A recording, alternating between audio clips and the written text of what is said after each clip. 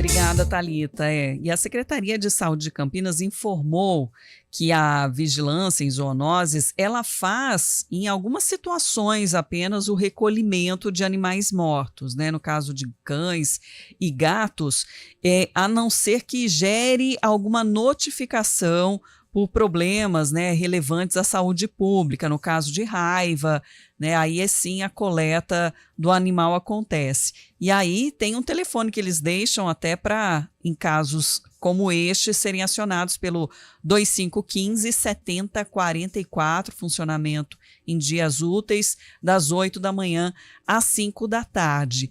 Mas, diante do município não fazer esse recolhimento e a pessoa também não tem o dinheiro para poder pagar um enterro, um velório particular para o seu pet querido, né?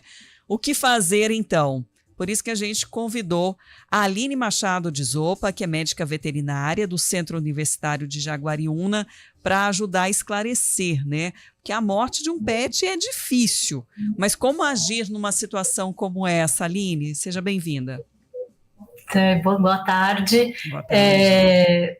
Na verdade, a gente busca sempre resolver o problema, né? Porque a gente nunca espera que aconteça a perda do Uhum. animal, e quando isso não é pensado ou planejado, na hora que ele acontece, a gente tem um problema, entre aspas, nas mãos.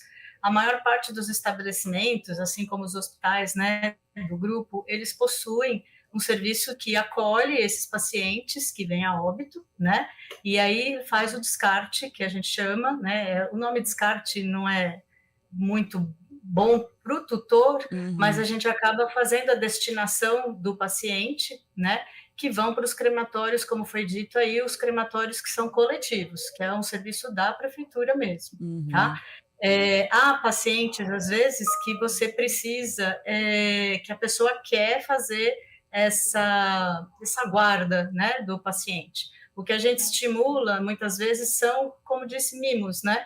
Então, a gente tem uma folhinha, né, credenciada com o símbolo da universidade, onde a gente marca a pata do paciente, né, a patinha dele, com uns dizeres, uma frase de despedida, e a pessoa pode guardar isso, às vezes um pouquinho de pelo, como uma recordação. Uhum. Mas o cadáver mesmo, a gente tem que fazer a destinação correta, né? E aí tem cidades em que tem esse acolhimento, né, dos animais mortos, e o crematório Campinas não tem, né, agora que está tentando viabilizar desse animal de repente ser enterrado em jazigos, né, familiares. Aí acontece essa situação. Há quem tente às vezes fazer o enterro no próprio jardim, no quintal de casa. Isso é adequado?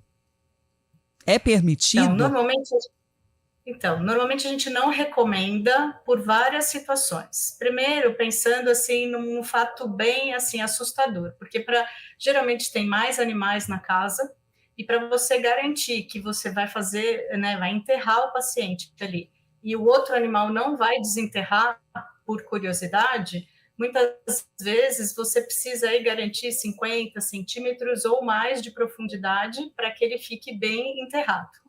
Quando Uhum. você faz isso, você já pode ter chance de contaminar o solo da região. Então, é difícil porque às vezes você sabe do que o paciente veio a óbito, do que ele morreu, mas às vezes ele tem doenças infecto-contagiosas e que a gente não pode ter ele simplesmente enterrado daquela forma, né, em qualquer lugar. Pode estar perto de um lençol freático, alguma coisa nesse sentido, tá? O Uhum. outro ponto é a gente ter, assim, imagina se você tiver, não sei, um lugar que tem às vezes 20 cachorros, 10 cachorros, e você resolve enterrar todo mundo no mesmo espaço, né? Sem critério ou sem definição de por que eles estão ali. Então, usualmente, a gente não faz isso e não recomenda fazê-lo, tá? A cremação deles, ela costuma ser incentivada.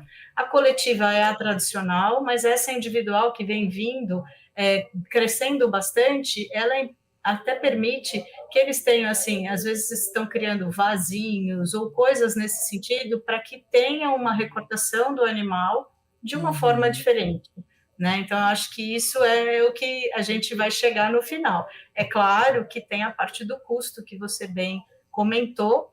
o que impossibilita, né? Então, na rotina mesmo, o que a gente acaba observando é o paciente que tem condições de fazer isso, ele faz, né? No particular, no privado, Sim. E aqueles que não têm essa condição, eles acabam doando o paciente para uma instituição de ensino, né? Existe, às vezes, a utilização de animais para o ensino, mas hoje isso é muito mais criterioso, né? A gente usa muito modelo e outras formas de ensinar os alunos que não sejam só os cadáveres, então isso faz com que a gente use menos, né, pacientes, e acaba que a gente vai ter que achar uma solução aí futura, tá? O que eu vejo, que eu acho que dá para a gente pensar, numa nova, digamos assim, possibilidade da empresa agir, né? Da empresa conseguir fornecer esse tipo de serviço aí para as pessoas até de um valor mais, porque como tem mais pouco, acaba acessível, ficando né? muito caro. Né? Mais acessível, ou as próprias prefeituras, municípios, né?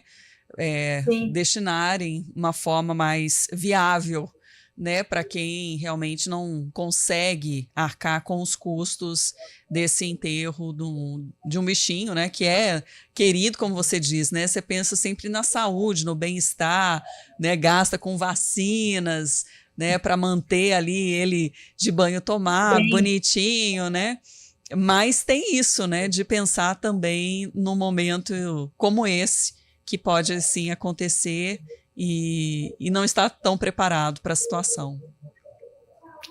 Essa forma que a prefeitura está propondo, né, de permitir a ocupação de jazigos e tudo mais, né, acho que talvez seja uma maneira de acolher alguns, mas ainda assim eu acredito que quem possui um jazigo também é uma pessoa que tem um pouco mais de posse, né?